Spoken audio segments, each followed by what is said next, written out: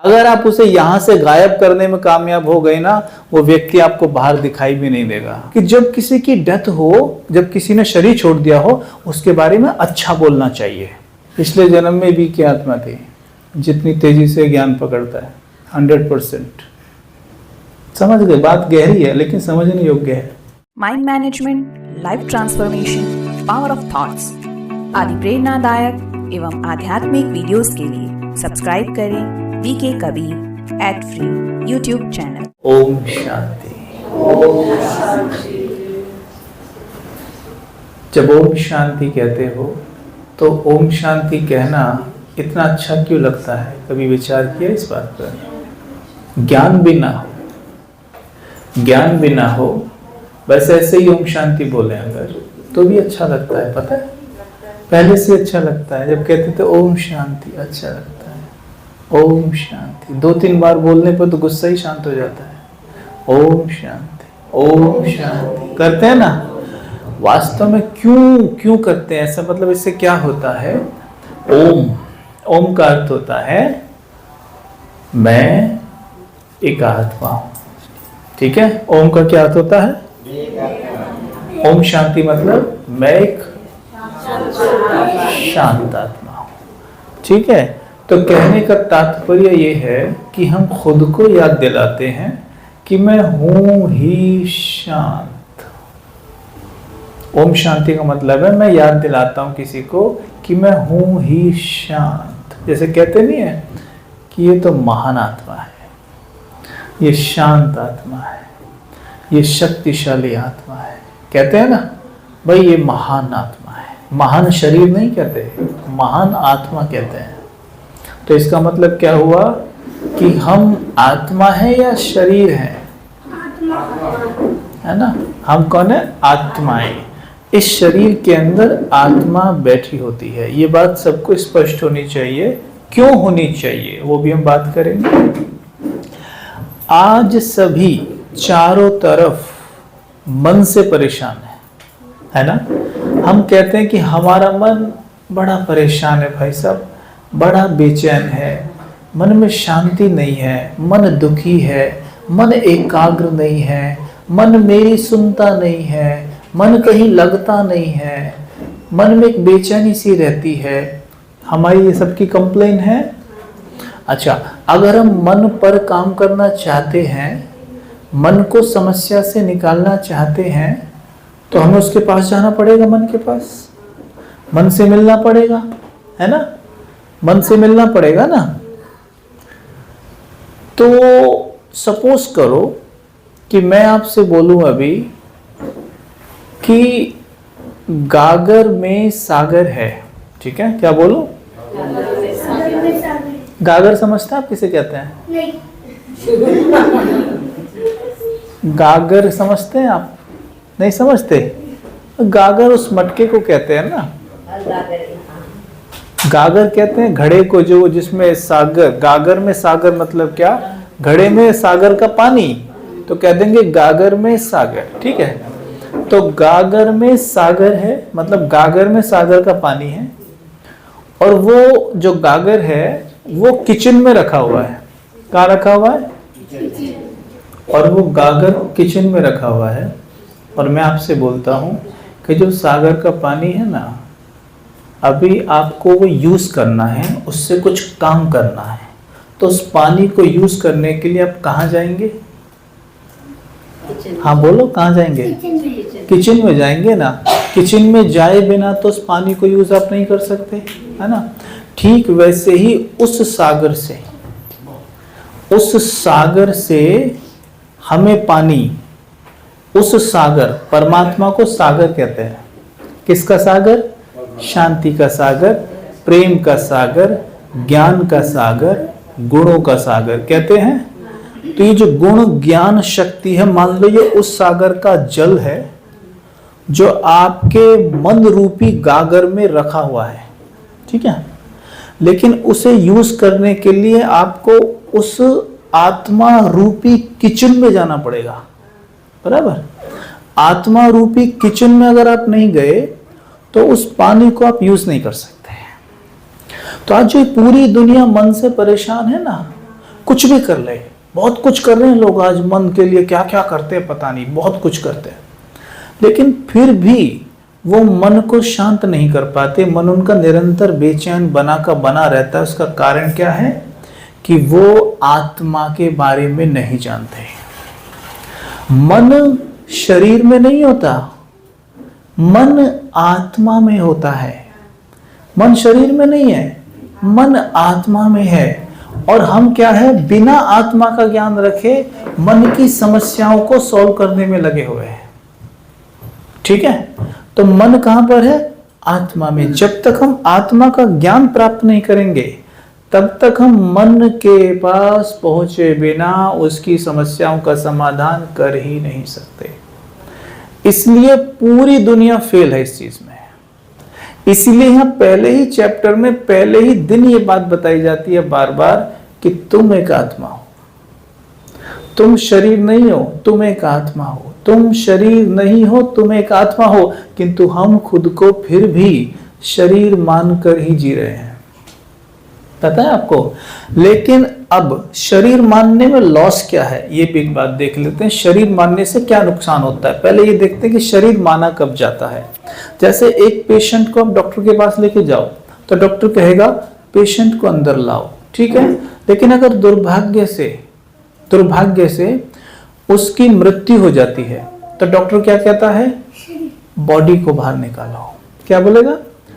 Body को बाहर निकालो। मतलब अब वो बॉडी रह गई है, अब वो उसे नाम से नहीं बुलाएगा, उसे पेशेंट नहीं कहेगा, क्या कहेगा? बॉडी को बाहर निकालो। लेकिन हम तो अभी जीते जी, मतलब शरीर में आत्मा है और खुद को बॉडी मान के जी रहे हैं। अपना नाम पुकार के देखो, क्या चित्र सामने आता है? अपना नाम पुकारो, चित्र शरीर का ही सामने आता है। तो मैं खुद को इनडायरेक्ट वे में क्या समझ रहा हूं? बॉडी। लेकिन बॉडी तो तब माना जाता है जब हम मुर्दा होते हैं, मतलब उसमें आत्मा है ही नहीं, तब उसको बॉडी माना जाता है। और मैं जीते जी खुद को बॉडी मान रहा हूं, तो मैं जीते जी खुद को इनडायरेक्ट वे में मुर्दा नहीं मान रहा हूं?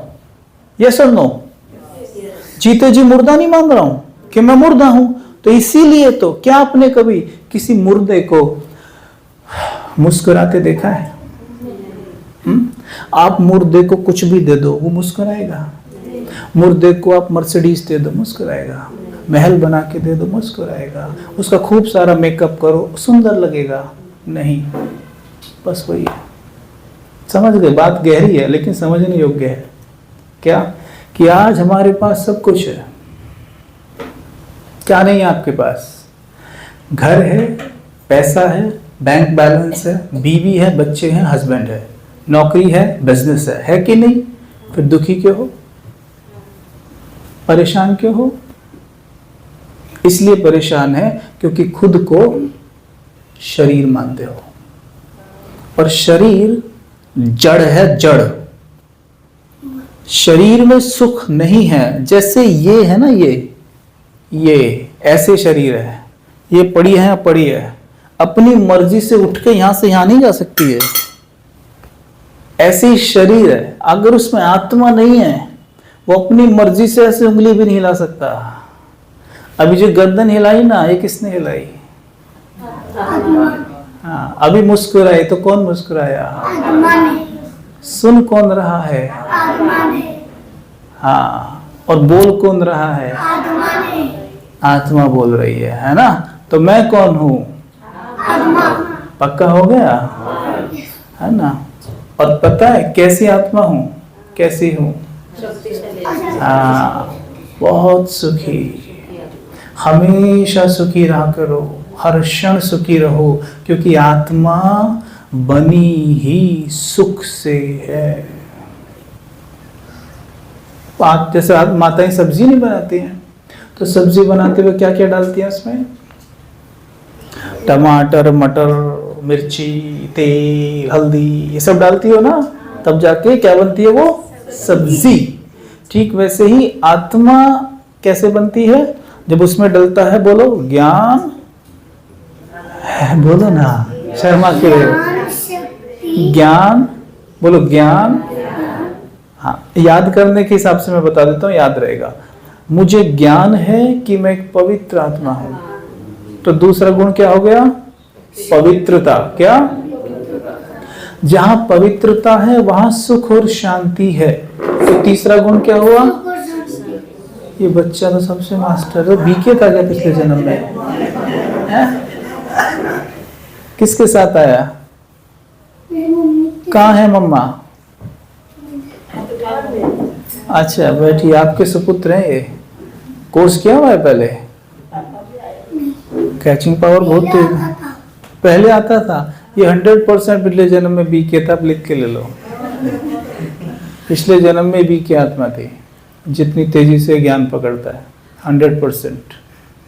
हमारे यहाँ से बहुत अनुभव है कि बहुत आत्मा, बहुत बच्चे ऐसे आते हैं, हाँ, अपनी पूरी फैमिली को ज्ञान में ले आते हैं वो, और वो पिछले जन्म में ये ज्ञान दिए हुए होते हैं। किसी कारण से शरीर छूट जाता है, लेकिन आत्मा तो वही है ना। कह रहे थे ना कि अभी आपने ब्लैक जैकेट पहना हुआ है, कल रेड पहन लेना, परसों येलो पहन लेना, आप थोड़ी ना बदल जाओगे। आपका नाम तो वही रहेगा, आप भी वही रहोगे, है कि नहीं? ठीक वैसे ही जब आत्मा ने ये ज्ञान लिया तो बस शरीर रूपी कपड़ा दूसरा पहना हुआ था। ज्ञान कहाँ स्टोर होता है जब आत्मा लेती है? आत्मा के अंदर। शरीर के अंदर ज्ञान स्टोर नहीं होता, आत्मा के अंदर स्टोर होता है। ठीक है? वैसे ही जब इस आत्मा ने ज्ञान लिया तो इसके अंदर वो स्टोर हो गया। इसने वो कपड़ा छोड़ा, ये आके पहन लिया, और अब मुझे कोर्स करा रहा है, बैठ गया। ठीक है? ऐसा होता है। अभी तो हम इसे कैसे देख रहे हैं? बच्चा। कैसे देख रहे हैं? आप ऐसे देखते हैं ना इसे बच्चे की तरह। किसका? आपका ना। आप कितनी एज है इसकी? 8 साल ना। आपकी कितनी है? 38। 9 है, देखा? हाँ ठीक है, चलो। आपका 38 है, उसका 8 है ना? है ना बेटा? अच्छा, अब जैसे जब आपकी, बैठे रहिए, जब आपकी 29 वर्ष आयु थी तब ये कहाँ था? सब सोचो, फंस गए ना। जब 29 वर्ष आयु थी तब ये बच्चा कहाँ था? के पास। ये पिछले जन्म में था। तब इसकी आयु वहां 80 वर्ष हो सकती है। हो सकता है इनके आसपास कई बार गुजरा हो सकता है इनके ससुर हो या पिता हो या कोई भी हो, या ससुर के भी पिता हो, कुछ भी हो सकता है। ठीक है? इसकी आयु 80 वर्ष थी उस वक्त, 90 वर्ष हो सकती है। तो एक्चुअल में हम केवल शरीर की आयु देख के बच्चा और बड़ा कह देते हैं, किंतु आत्मा की कोई आयु नहीं है। आत्मा की कोई आयु नहीं है। ये तो बच्चा, इसको क्या पता, वो तो आपसे भी ज्यादा जानता है। देख रहे हो आप? आपसे भी ज्यादा जानता है वो। हाँ, क्योंकि आत्मा का क्या है? आत्मा के अंदर 3 चीज होती है, याद रखना। मन, बोलो, मन, बुद्धि, संस्कार। ये लिखे हुए पढ़ो। ये तीनों किसके अंदर है? जब आत्मा शरीर से बाहर निकली, इससे जैसे आत्मा शरीर से बाहर निकलेगी ना तो शरीर ऐसे लहरा जाता है, कंकाल। ठीक है? जब इसके अंदर है तब वो मनुष्य कहलाती है। इसलिए कहते हैं ह्यूमन बीइंग। क्या कहते हैं? ह्यूमन मतलब ह्यूमस। ह्यूमस मतलब मिट्टी, मतलब ह्यूमन कहते हैं शरीर को, और बीइंग कहते हैं आत्मा को। दोनों को जोड़ दिया, ह्यूमन बीइंग। और ह्यूमन और बीइंग में हम दोनों कौन से हैं? सॉरी, ह्यूमन बीइंग में हम कौन है? ह्यूमन या बीइंग? बीइंग है हम, और ह्यूमन हमारा है। समझे? ह्यूमन मेरी गाड़ी है, ह्यूमन मेरा कॉस्ट्यूम है। मैं ह्यूमन नहीं, ह्यूमन मैं बीइंग हूं, ये मेरा है, मुझसे जुड़ गया, इसलिए हम कहते हैं ह्यूमन बीइंग। ठीक है? अब जैसे आत्मा ने शरीर छोड़ा, ये सामने आ गई, ज्ञान लेके आए हैं, पूरा ज्ञान है, यूं का यूं ही रहेगा।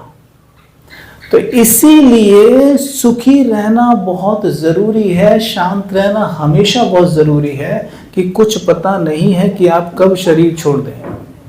और जैसे ही आप शरीर छोड़ेंगे तो आत्मा तो वही है ना, तो उसी मूड के साथ जाएगी।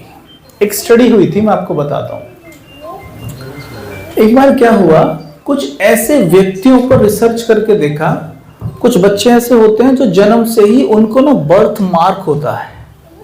बर्थ मार्क होता है मतलब शरीर पे निशान होते हैं, माताओं को पता होगा। तो ऐसे कुछ बच्चों का चुनाव किया, नहीं वो बड़े भी हो गए, बड़ों का किसी मनुष्यों का चुनाव किया जिनके शरीर पे निशान थे। फिर उन पे एक स्टडी की गई, उनका रिग्रेशन किया गया। रिग्रेशन मतलब उनके पिछले जन्म में जाके देखा गया कि इन्हें ये निशान क्यों है, क्या कारण है। एक व्यक्ति की पीठ पे 5 निशान थे, ठीक है। जब उसका रिग्रेशन किया गया तो पाया कि जो उसकी डेथ हुई थी ना, उसकी पीठ पर किसी ने 5 गोलियां मारी थी, 5 गोलियां उसे लगी थी, ठीक है। तो वो 5 गोलियां जब उसको लगी तो जैसे ही गोली लगी तो आत्मा ने वो कॉस्ट्यूम छोड़ दिया। जैसे वो कॉस्ट्यूम छोड़ा, कॉस्ट्यूम तो छोड़ दिया, लेकिन आप सब याद रखना एक बात जो बोल रहा हूं कि आत्मा के पास इस शरीर के भीतर एक लाइट का शरीर होता है। यानी जैसे ये जैकेट मैंने पहना हुआ है, इसके अंदर ये शर्ट, ऐसे ही ये 5 तत्वों का शरीर है, इसके अंदर एक लाइट का शरीर है। उस लाइट के शरीर के भीतर आत्मा बैठी हुई होती है। उस लाइट के शरीर को हम ऑरा कहते हैं, आभा मंडल कहते हैं। और वो लाइट का शरीर का भी रंग होता है, और वो रंग कैसे बनता है, हमारे विचारों से। समझ में आई सबको बात। जैसे मानो अगर मैं विचार करता हूं कि मैं बहुत सुखी, शांत, समृद्ध, भरपूर, हमेशा ऐसे विचारों में रहता हूं, ऐसे ही बोलता हूं और ऐसे ही कर्म करता हूं, तो जब हम ऐसे विचारों से कर्म करेंगे ना तो वो कर्म कहलाते हैं पुण्य कर्म, ठीक है। तो होता क्या है, जब मैं ऐसे विचार करूंगा तो मुझ आत्मा से बहुत प्योर एनर्जी निकल के उस लाइट की बॉडी में जाती है, और वो लाइट की बॉडी एकदम वाइट हो जाती है। अगर वो लाइट की बॉडी आपकी वाइट है तो आपका चेहरा बहुत ग्लो करेगा, ये वाला 5 तत्वों का। जैसे मानो इसमें दाग लग जाए इस वाइट में, तो छन के इस जैकेट में भी आ जाएगा, अंदर लगेगा तो इसमें भी आएगा ना। ऐसी लाइट की बॉडी आपकी जैसी है वैसा ही आपका ये 5 तत्वों का देह भी होता है, ठीक है। तो आप जितने प्योर शुद्ध विचार करेंगे आपकी लाइट की बॉडी उतनी ही वाइट होती जाएगी, और जितने नेगेटिव विचार करेंगे, नकारात्मक सोचेंगे, बोलेंगे, करेंगे, तो आपकी लाइट की बॉडी काली होती जाएगी। देखते नहीं बहुत से लोगों का चेहरा कैसा लगता है दिखने से, है ना, कि जैसे बहुत गुस्सैल है, ये तो बहुत लड़ाकू टाइप दिखता है, डरावना दिखता है ना। अब आप सब देखो अपना चेहरा, सब देखो अपना चेहरा और याद करो जब हम छोटे छोटे थे तो हमारा चेहरा कैसा था। 2 साल के थे, 3 साल के थे, कैसा चेहरा था। कोई भी गाल पकड़ के खींचे बिना रह नहीं पाता था। क्या कहता है, ले ले कितना क्यूट बच्चा, पा ना। और अभी डरते हैं लोग पास बैठते हुए भी। तो क्या है ये, तो इतने सारे नेगेटिव विचार, नेगेटिव बोल और नकारात्मक कर्म कर चुके हैं कि चेहरे का वो भोलापन उड़ गया, वो मासूमियत उड़ गई, समझे। और चेहरा कैसा हो गया, कैसा हो गया, काला भी हो गया, उतर भी गया, थोड़ा डरावना भी हो गया, गुस्सैल हो गया, ईर्ष्यालु वाला, ईर्ष्या बहुतों से की, किसी पे गुस्सा किया, किसी के लिए नफरत रखी, वो सब यहाँ दिखाई देता है, समझे। तो वो जो स्टडी हुई जिसको 5 निशान थे, उसकी पिछले जन्म में 5 गोलियां लगने से डेथ हुई। तो जैसे ही आत्मा ने शरीर छोड़ा तो वो लाइट के शरीर सहित बाहर आई, ठीक है। लाइट के शरीर सहित बाहर आती है, और जैसे बाहर आएगी तो आपको क्या लगता है कि वो शरीर छोड़ते ही चुप हो जाएगी? नहीं, वो आत्मा निरंतर चिल्लाती और रोती रहती है। क्या कहती है? हाय मेरी पीठ, हाय मेरी पीठ। तो वो अपने पीठ के दर्द को रोती रहती है, और इससे क्या होता है, आत्मा से नेगेटिव ऊर्जा निकलती है। और क्योंकि वो पीठ के लिए रो रही थी ना, तो वो जो लाइट की पीठ है ना उसके पास, लाइट की पीठ, उसमें काले दाग बन जाते हैं उसी जगह पर। फिर वो आत्मा उस लाइट के शरीर सहित माँ के गर्भ में जाके बैठ जाती है, यानी नया माँ का गर्भ। जब वो वहां जाके बैठती है, वहां भी वो शांत नहीं होती। क्यों? क्योंकि वो आत्मा को ये ज्ञान नहीं रहता कि मैं नए शरीर में आ गई हूं ना, वो उस शरीर को भूल नहीं पाती जिसे छोड़ के आई है, ठीक है। और वो उस माँ से भी अटैच नहीं होती जिसके गर्भ में जाके बैठी है, उससे उसे कोई अटैचमेंट नहीं है अभी कि मेरी माँ है, कुछ नहीं है उसको। वो बिल्कुल उससे डिटैच है। इसलिए क्या होता है, जितना आत्मा डिटैच रहती है ना, उसकी कैचिंग पावर बहुत ज्यादा बढ़ जाती है। समझे? आत्मा की कैचिंग पावर बहुत ज्यादा बढ़ी हुई होती है। इसलिए कहावत भी है ना आपके यहाँ, सबके यहाँ, कि जब किसी की डेथ हो, जब किसी ने शरीर छोड़ दिया हो, उसके बारे में अच्छा बोलना चाहिए, कहते हैं ना। और अच्छा बोलते भी हैं। क्यों बोलते हैं? क्योंकि वो आत्मा बहुत तेजी से उन बातों को पकड़ती है, कैच कर लेती है, कैचिंग पावर बढ़ जाती है ना, तो वो उसके पास वो वाइब्रेशन जाते हैं। अब कोई आत्मा माँ के घर में जाके बैठ गई, अब माँ के घर में बेचारा रोई जा रहा है कि मेरी तो पीठ, मेरी तो पीठ, मेरी तो पीठ, मेरी तो पीठ, मेरी तो पीठ, मेरी तो पीठ। तो उससे क्या, नेगेटिव एनर्जी निरंतर निकल रही है, पीठ में दाग बना रही है, और जो नया शरीर बन रहा है वो उसमें दाग पहुंच जाते हैं। क्या समझ में आया इससे? कि जब ऐसा सोचने से पीठ पर परमानेंट दाग बन सकते हैं, तो अगर आपके जीवन में कोई इतनी सी प्रॉब्लम है और उसे आप बार बार दोहराते हो, बार बार सबको बताते हो, तो वो प्रॉब्लम का दाग यहां कितना पक्का हो जाता होगा। समझ गए? और ध्यान देना, जिस चीज का दाग यहां लग गया, जिस चीज का दाग यहां लग गया, वो दाग 100% बाहर दिखाई देगा ही आपको। समझ गए? हमारे साथ बाहर जो भी कुछ होता है ना, वो इस चीज का रिफ्लेक्शन है। जैसे आप वो नहीं देखते हैं सिनेमा, तो क्या होता है, थिएटर पे ये ना, यही सामने ही रखा है, ये रखा है स्क्रीन है, यह लेंस है, लेंस फेंकेगा उसके ऊपर चित्र, तब वहां दिखाई देगा, है ना। एक लेंस ये रहा आपका, परमानेंट लेंस, हमेशा साथ रहता है लेंस आपके, और आप चलते रहते हो यूं है, और ये लेंस बाहर बड़ा चित्र करके आपको दिखाता रहता है सब कुछ। ये व्यक्ति मेरे जीवन से कब जाएगा, मैं इससे परेशान आ गई हूं, इसने मेरा जीवन बर्बाद कर दिया है।